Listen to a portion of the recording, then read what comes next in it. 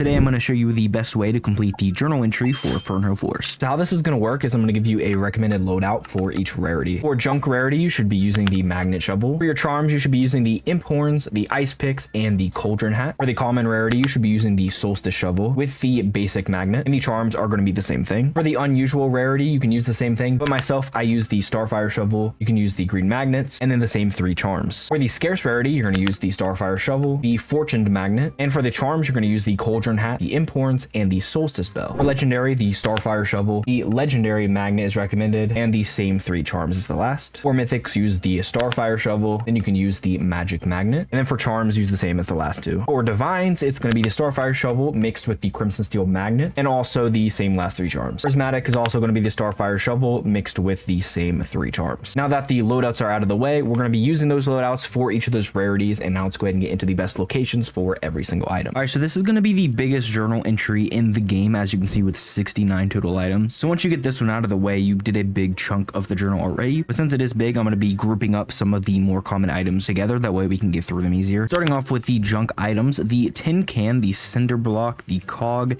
and battery can all be found anywhere inside of the grass. And then on the road here that leads to Verdant, you're going to find the lost shrubs abundance there. Moving on to the common items, the old coin, the metal pipe, the wood plank, and coal can all be found also in the grass or stone. The rock chunk does have an abundance if you come beside the entrance to Cinder Cavern right here. The bread has an abundance inside of Foxtown, so you can see it here. The log also has an abundance, which is going to be next to the combat guild, just to the left of it. And the acorn also has an abundance on the hill going up towards rooftop. You can see the abundance here. The tire and pine cone can both be found anywhere. And for the last common item, the compass can be found at an abundance just near the entrance to Verdant Vale. Moving on to the unusual items, the grabby arm, the lunchbox, the ring, couch, calcite, pyrite, envelope, hamster, limestone, and woodpecker can all be found in the dirt or stone area. The more rocky, like mineral type items of those, like the pyrite, calcite, etc., can be found more mainly on the road or rock areas. And then the rest have abundances, like the traffic cone can be found in Foxtown. For the worm, there is a bunch of abundances in this central area in between the rocks. You can see that there. The bunny has an abundance just behind Foxtown if you look at the area here. And then for the carnelian, it has an abundance on top of the lighthouse hill just around the corner. And finally, the morpho butterfly can be found in front of the combat guild entrance. Moving on to the scarce items, starting with the baseball bat and cake. Both of these items can be found anywhere in the grass. The washing machine is actually relatively hard for some reason. You can tell by the existing. So if you are struggling with this, I would recommend just digging anywhere inside of the road. And then for the frog, the flute, magnifying glass, and salamander, I would recommend just digging anywhere in the dirt. And then for these mineral type items like the pendant, sapphire, quartz, and tungsten, I would recommend just digging anywhere on the road or even on some of the rock piles. For the snake, there is an abundance just beside of the entrance to combat guild. There's actually a lot spread out. The feather is going to be next to the bunny abundance beside of Foxtown. You're going to see it just here. For the wanwood crown, at the top of the lighthouse hill, you can see the lighthouse over there in the distance.